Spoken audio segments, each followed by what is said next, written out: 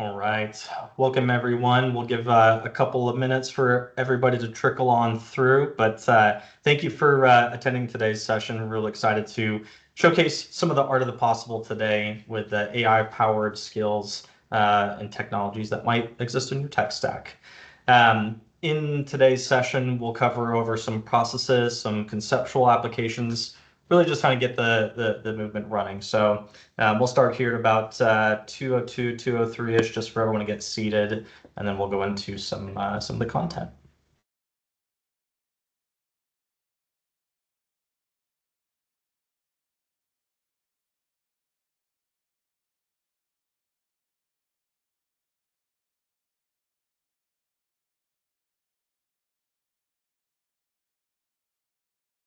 All right, so my timer's up on there, so we're going to get it rolling.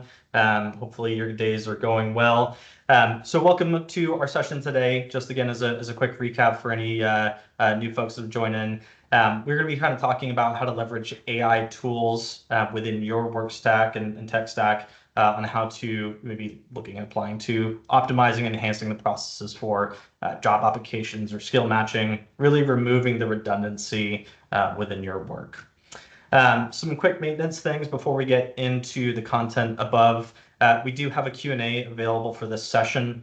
That's just going to be up at the top of your screen. You can certainly raise your hand, but prefer to use the Q&A module. Drop any questions you have, whether that's product related, process related, what hair products Jason on the call uses for his sessions today. Anything's open and available. So we're happy to answer those in kind. And we'll have an open forum session kind of at the tail end of the call as well. Moving in, just to the next thing, a little bit about Optimum. We are an IT technology and consulting firm that specializes in Microsoft and AI kind of based solutions. So we really try to maximize the development tools that you may already have inside of your tech stack, especially with Microsoft tool and components. Whether that's using things with Copilot or data studios, or even some of the core applications like Power BI or even SharePoint sites. Really want to kind of show you the art of the possible and how to create solutions internally to help refine these workflows within. We are headquartered here in Houston, but we've got folks all over the states. But really in today's remote culture, any questions or comments can go from there. So. Speaking a little bit around some of our purchasing vehicles and certification, we do have a fair diversity and mechanisms that we can use to support y'all in any initiative, whether that's within the services or kind of a product components. Texas DIR, Ohio Bias, name a few, as well as NASPO and Carahsoft, Carahsoft especially within these ones. So, all right. Enough of the quick intros and the sales part of this. Really, this is a technical kind of exploration within, and we're going to get into the meat of our content here.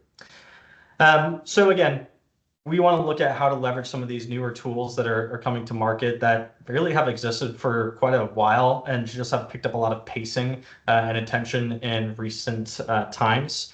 The specific scenario that we're going to be walking through today is focused on how to extract information from job applications and leverage those against the series of criteria.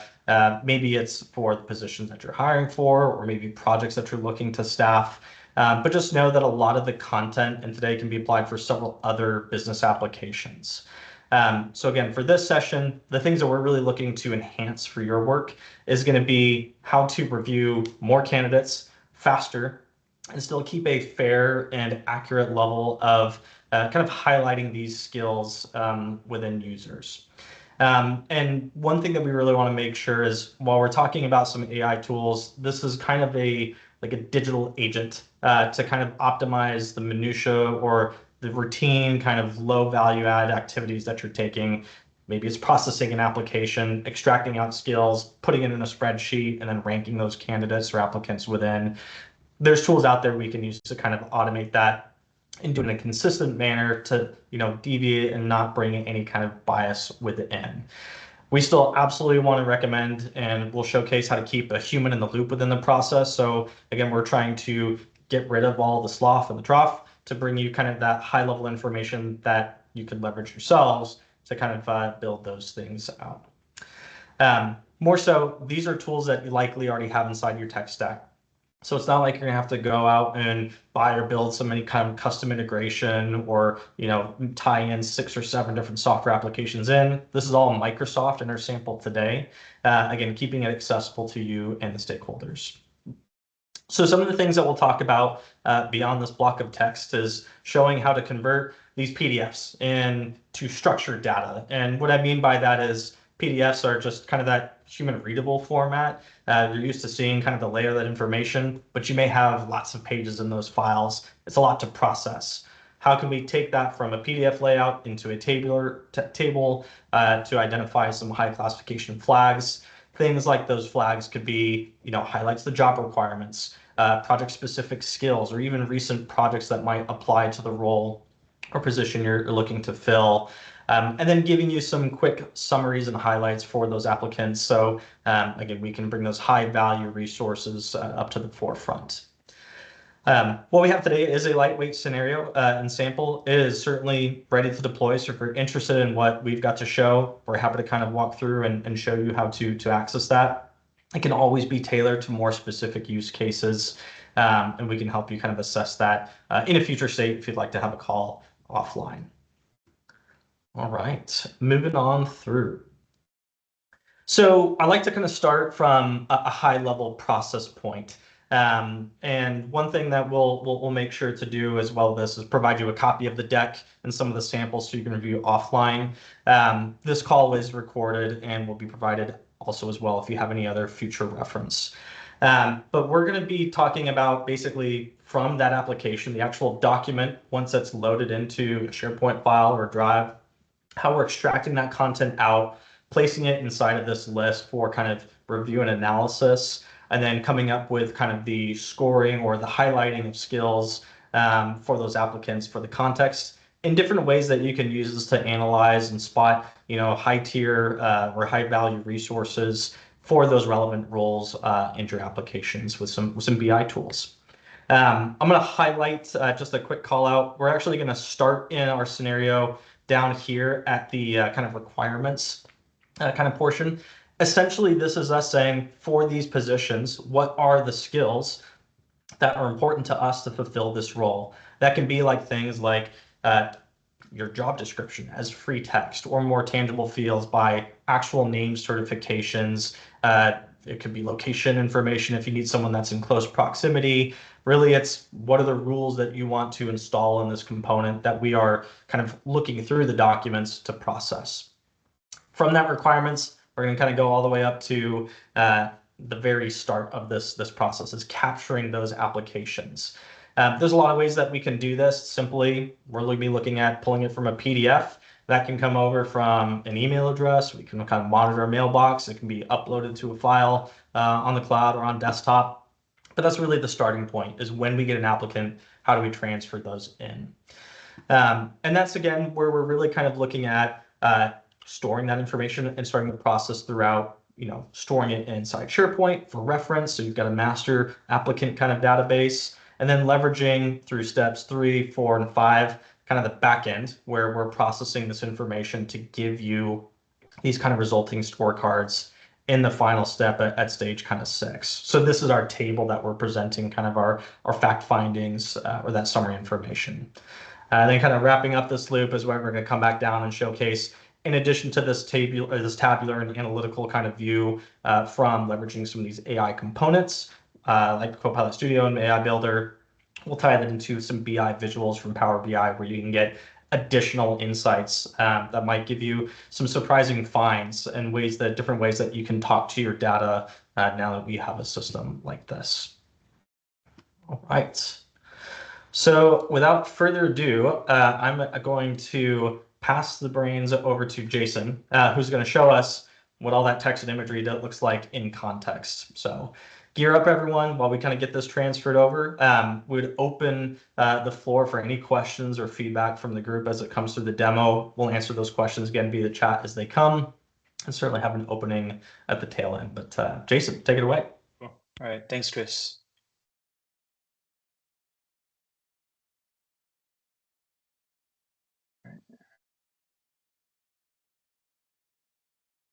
All right.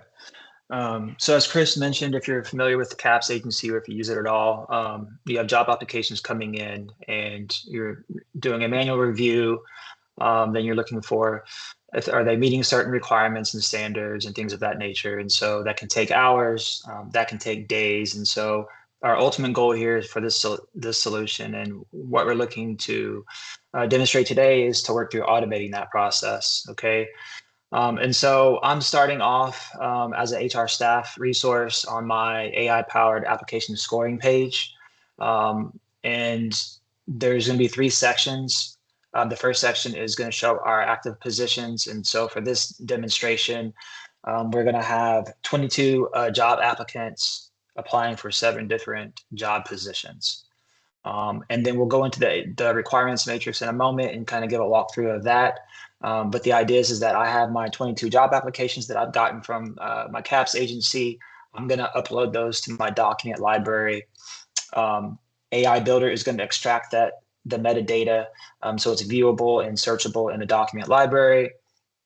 And then Copilot is going to take a look at this requirements matrix that we've already put some rules around to help us score and make better decisions and automate that process. Okay. So this is a full view of the requirements matrix. This is a SharePoint list, just pre-built off of a few SharePoint columns to keep things simple. Things can be modified and changed and removed. So just keep that in mind. But the goal here is to just provide a scoring framework. So for example, for the budget analysis position, maybe grant reporting is something that's it's important, but not that important. And so I can identify here that for that specific skill, 2 years of minimum of experience is something that is only needed, that has a weight of a scoring of 6, and it's not a required skill, but it's just something that's preferred. Whereas something as government budgeting is something that's definitely important, and we want to make sure that when we're getting job applicants, that's something that's considered, that's going to have a high weight scoring, and so forth. Okay. And so each job position has been scored based off of that individual skill here. So these have all been predetermined, but this can easily be customized to fit any need. Okay. And just speaking to that customization a little bit. So these are lightweight, at least to sort of start, and you're seeing some pretty generic, titles and then core skills at least. But a lot of the times we know that when you're trying to review and kind of rank or really kind of expose things to these applicants, it's hard to kind of containerize these criteria as a single data point. It's great to say they're good at Excel or financial modeling, for example, on that analyst.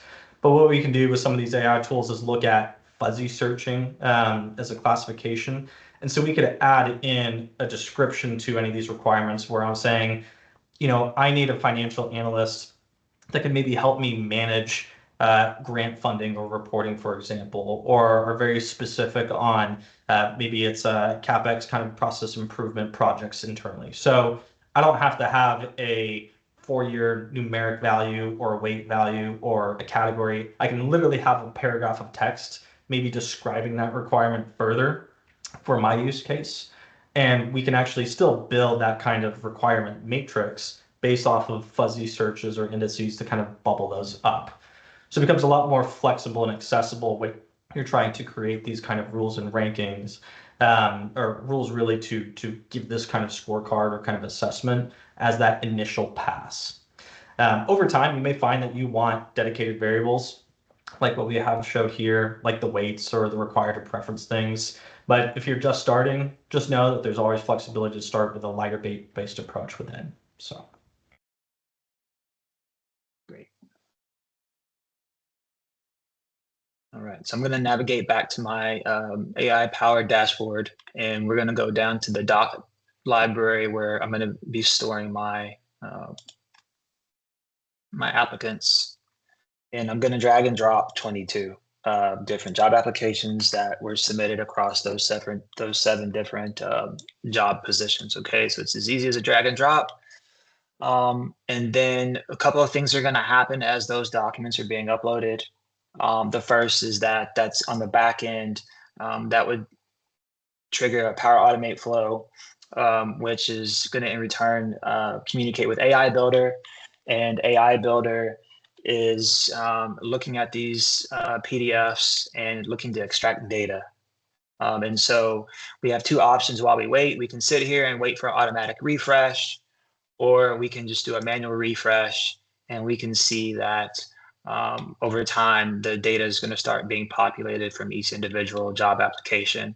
And so there's several things that are coming across from AI Builder, such as applicant name, the position, the date, the posting ID that's associated with that job posting, the years of experience, job level, educational level, certifications, and job title. And there's a few other things as well.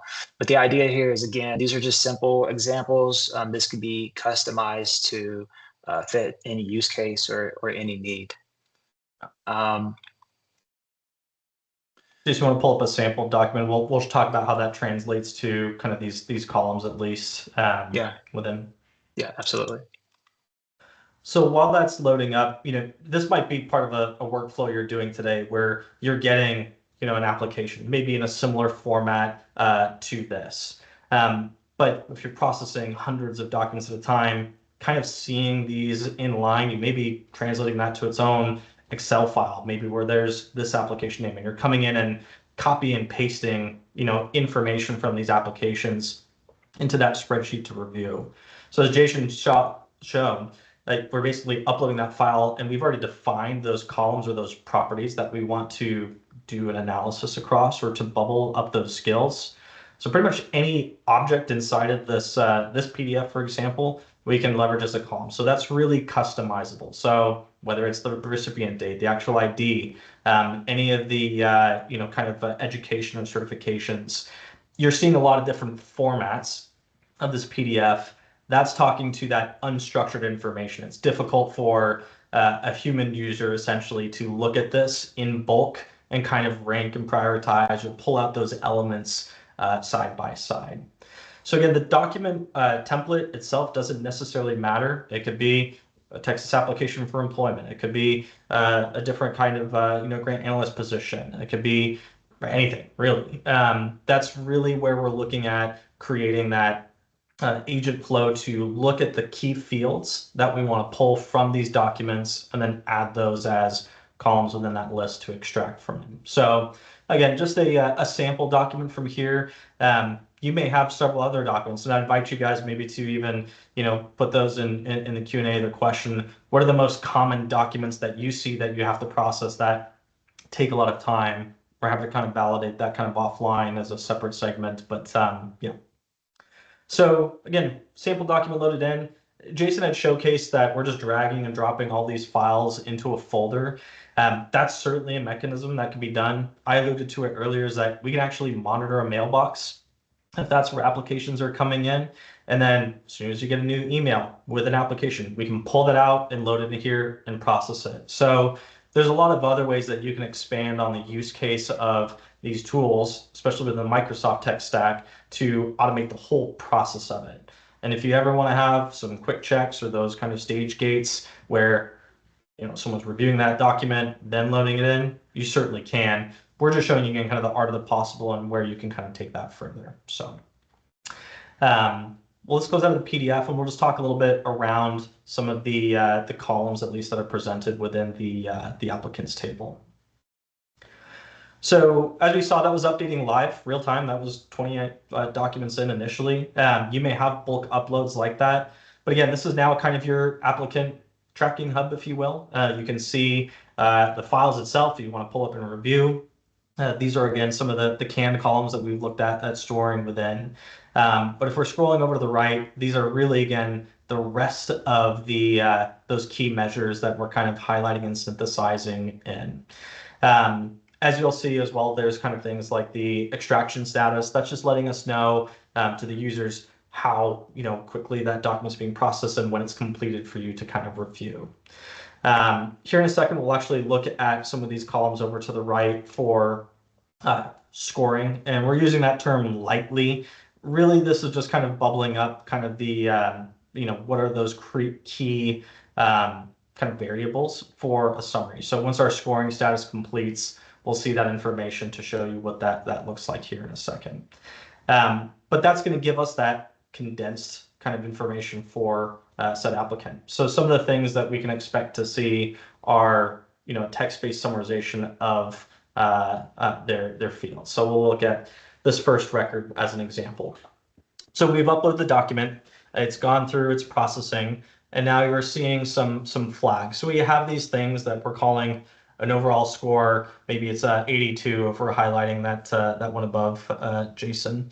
And these numbers, it's just a number. It doesn't really mean anything contextually. If you want to put as a score an ABC, that can be modified. But what we really want to showcase is we're looking at those criteria from that job listing, those requirements, and we're reading that information from that PDF or the application to come up with these subjective scores. So if you want to see it as percent, you throw it as a percent. You're seeing here that of the 4 required criteria of that position, 4 have been met. So we're leveraging AI to do a neutral, unbiased kind of pre-screening of these applications to then give you the short list to then go and review these candidates.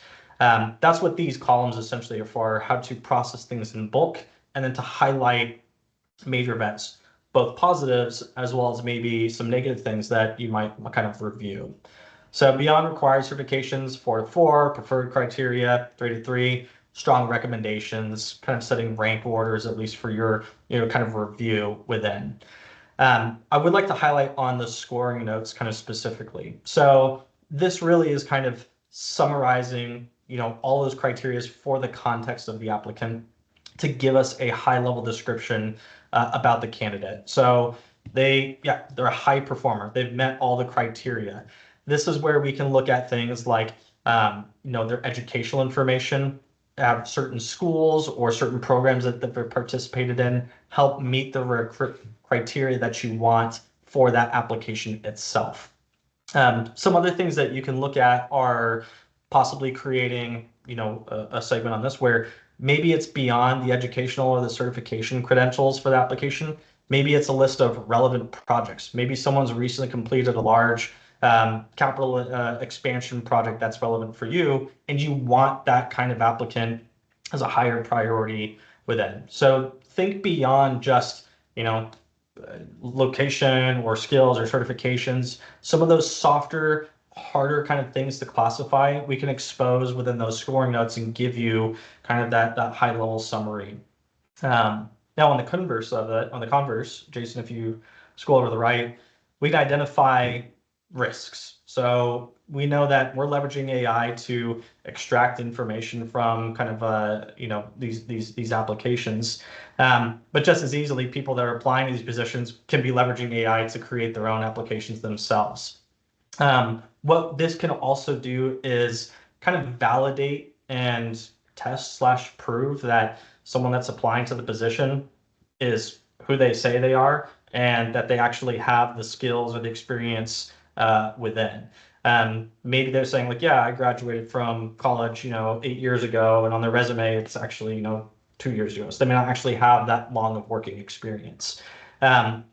Those same kind of factors can be assessed within the build or within this AI. And we're calling them risks or this low, medium, high. Really, it's just, again, a flag to bring it up for you to consider.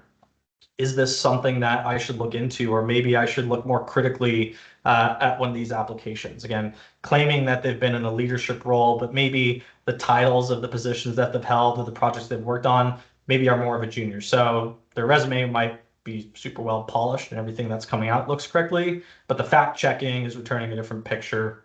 Again, we're trying to expose that up to you for your consideration to review. So those are some of the more creative and I'll say advanced ways that you can take this. It's not really advanced because we're leveraging a lot of the manpower within the AI tools, at least within Microsoft, to give us these summaries within context. Chris, I'd like to add to that. So in regards to recruiting, I've been doing recruiting for almost 15 years. And one of the things which is great about this platform is when I look over probably 50 to 100 resumes a day, And what's great about this is I can kind of rank them and then move the ones that I think would be, that meet the requirements to the top versus, and then the ones that are like are like 5 out of 5. I can review those first, and then mostly because what a lot of times what happens is when somebody applies to a job posting, and maybe they're the last ones who applied, they may be a great fit for that position. And so, because I've been reviewing so many resumes, they don't get an opportunity. So now they have the opportunity where you can, look at everybody, those who first applied and then those who last applied. Yeah, something that's and I think we can highlight this too in the BI. Sending a great example in here. We've seen this come up often is someone that's last to the party to applying might be the best applicant, but they might get lost in the giant pool of everyone as you're trying to process these applications. So having an AI tool kind of quickly synthesize and bubble it up can give you the opportunity to find that better hire, or the resources to fill said position within.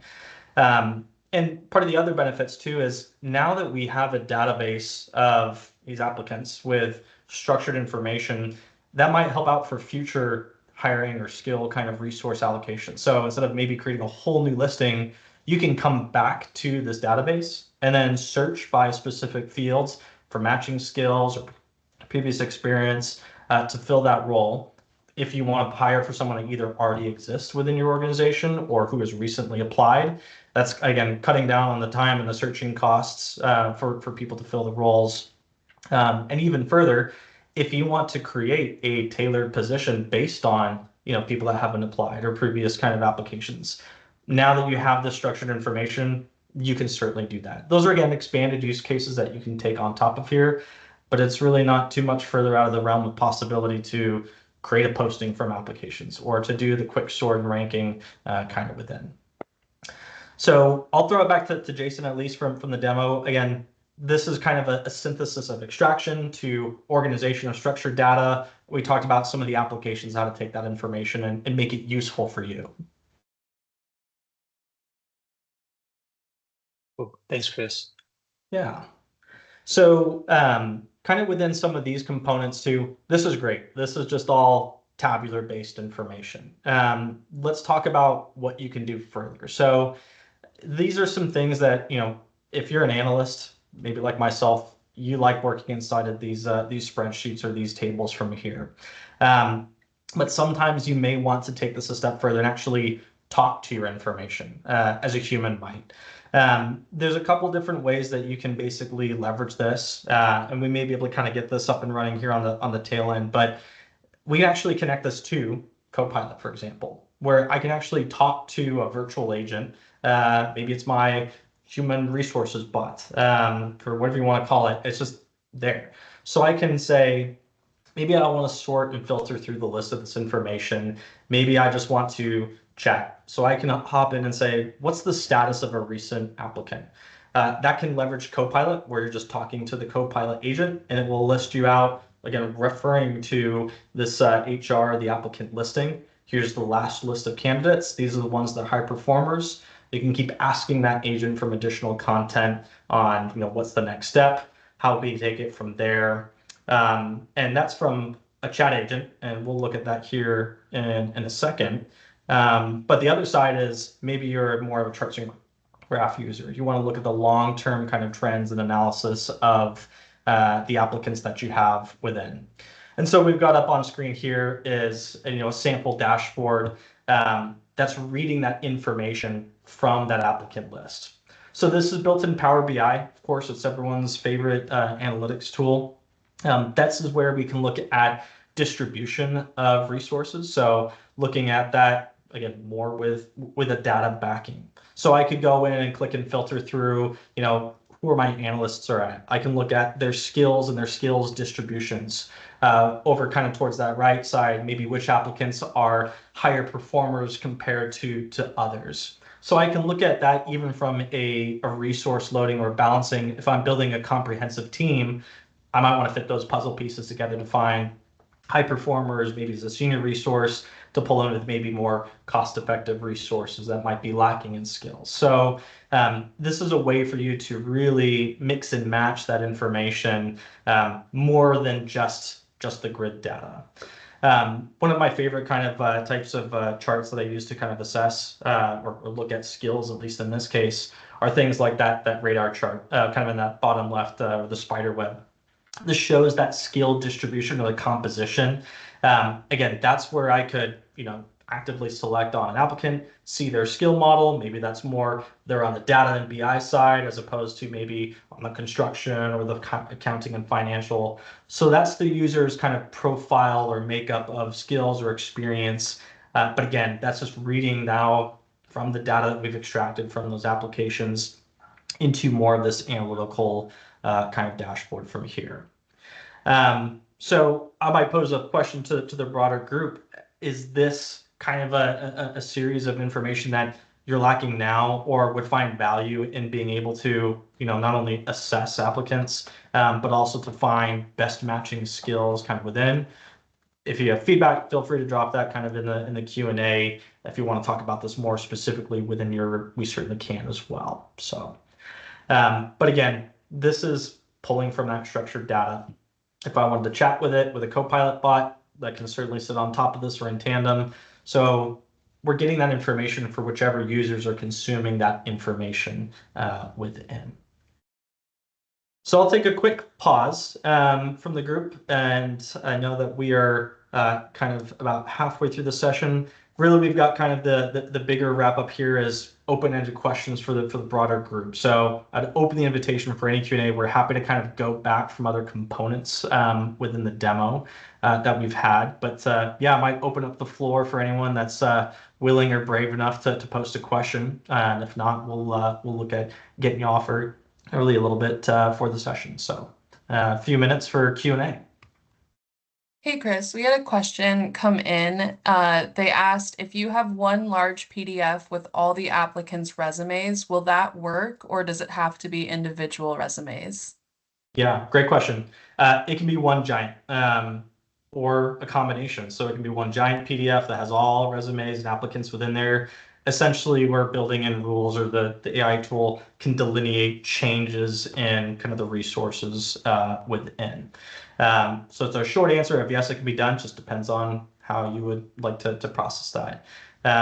Again, and it could be different types of applications. So it could be a central repository for project managers, project engineers, analysts, operations teams, whatever. That's a central part. And then we actually split that out even by role or category. So it really is end user convenient where you're loading and kind of dropping that in. Great question. We have another question. Someone asked, are you aware of any Texas agencies using these tools? Yeah, I think we can, I'd say short answer, yes. I can certainly speak to that probably offline in a one-on-one. Again, this is all Microsoft tech stack. So yes, everyone is using Microsoft in a lot of these components.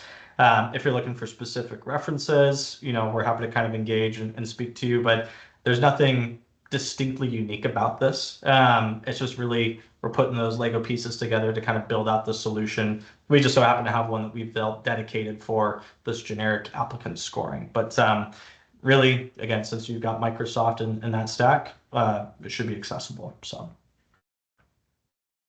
And then have you seen any difference in accuracy when sourcing resume information from the PDF versus creating the lists themselves?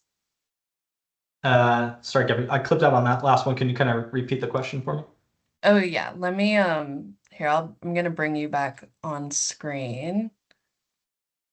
Have you seen any difference in accuracy when sourcing resume information from the PDF versus creating the lists themselves? Yeah, good question. So AI is good. It's not perfect by any means, and that's why we try to keep human in the loop on these things. So I would like to set kind of a general expectation that it's probably 90% accurate as far as a direct translation, though it's kind of the more you learn, the better it can get. So the more applications or resumes, the more you kind of clean up this information, the more accurate that model will be. So it does require a little bit of coaching to warm up, but once you kind of get it calibrated, if you will, it'll be efficient. And so taking that content from the application into the list or the table in this case can be very accurate, especially over time. You can also have it to learn the engine. So if you already have a folder with thousands of applications you've done from previous, we can use that to seed the engine and start off at a much higher degree of accuracy within. Awesome, thank you. SharePoint has a 5,000 row limitation. How do you overcome that? Yeah, another great question. So this is kind of depending on how you want the model to be interfaced in. We showcased a SharePoint list as that table to analyze. I mean, it could be stored technically to an Excel online file, or we could build out, send the actual data to maybe it's within the Dataverse or Fabric kind of on the back end. So where we store those records is flexible. Where we present to them is also flexible. It's kind of on a preference. So again, it could be a SharePoint list. It could even be a Power App if you want like a dedicated application experience that's not SharePoint-esque. I'm not trying to deviate away from the question there, but really we're just storing the data somewhere in the sample. We just picked SharePoint. So it's likely that there's a way beyond any of those technical limits within. And some of those can benefit from even you could interface with this exclusively in Power BI if you'd like, where there's more visibility kind of within those record sets too. Cool. Is this limited to agencies, or can system integrators use this tool as well for their own hiring? Good question. I'll take a stab at it. I think I understand the ask. So again, because this is just built on Microsoft, if you have access to the tools, you can. Now, system integrators, again, I think it's more of an access-based question. If you have access to the environment and the tech within the orgs that you're working with, you can build it. Again, this is not a bespoke solution that we have by any means. We have a sample one to go on from there. But that might be something, that if you'd like, we can kind of answer that maybe a little bit more contextually one-on-one, or if you have more details, feel free to kind of reply those and we'll see if we can get another pass at that. Cool, thank you. We have another question. With this solution, is AI Builder / Copilot being used to generate an AI prompt to extract key metadata fields from each PDF file? I might lean on Jason to answer that one. I can take that one. Sure. Yeah. So AI Builder is using some of the models that are built in that come with it. So there's pre-built models like invoicing and things like that. This particular example is using a custom model, so there's not any specific prompts or anything like that. It's using a sample of documents that are using to scan it. But in saying that, you can also potentially use Copilot prompts or interactions if you set up a custom agent. You can also potentially use things like Azure Document Intelligence and things like that. So Microsoft has several tools, or AI tools, I should say, to extract the data and do the scoring. AI Builder and Copilot were just the two that we chose for this demonstration. Well, thank you, Jason. So Let's see. Is there a way, once you have the data, that you can send a link to a hiring manager to view the data, or what is the best way to get it to them? I can answer that one as well. Yeah, so that would just be potentially a simple Power Automate flow that maybe triggers after the scoring is complete or somebody performs an action, but it can be a simple email that just sends them a link to the file if that's stored in a library somewhere. Yeah. Yep. Taking even that a step further, again, showing the art of the possible is you could even make a hiring manager console where it's a pre-filtered list for all of the positions that they are, basically hiring for. So in addition to an email alert of, yep, here's your applicant that's been processed for your review consideration, they can even log into their own self-service portal where they can view all of the folks that are meeting the criteria within. So again, central console. Now, we didn't have this in our showcase, but if you're willing to take it even a further step, as they're reviewing those applicants kind of within these summarizations, we could even add in those columns to say, yeah, I prefer this applicant. Check them to send them to the next interview stage. Or you could even go a step further and select a date and send out a calendar invite maybe before it's a live interview from that. So again, we've extracted the information. It can be led into other processes for follow-up activities or actions, whether that's reviewing and approving candidates, and then at another extent, maybe even sending onboarding documentation and certification. So this is kind of just the beginning of that process. But now that it's digitized and put in that structured format, we can keep going down that kind of cycle all the way through onboarding and actual engagement with the resources there. Awesome. Well, thank you guys. It looks like I believe we got to everyone's questions. Last call for any other questions that you folks might want to get answered before we end this webinar. And just as a reminder, we will be sending out the recording of this webinar and the slide deck to you via email by end of day tomorrow. So you can keep a lookout for that. Otherwise, if you have any last minute questions, feel free to pop them in the Q&A. And thank you guys again for joining us today. So great. Thank you, everyone. Appreciate your time. And yeah, love the feedback. If there's any questions, feel free to reach out. We'll be having a couple other series similar to this and other expansions. So if you didn't see anything that you would have liked to see, certainly reach out and we'll catch you on the next one, or we'll do it on a one-on-one. Thank you for your time.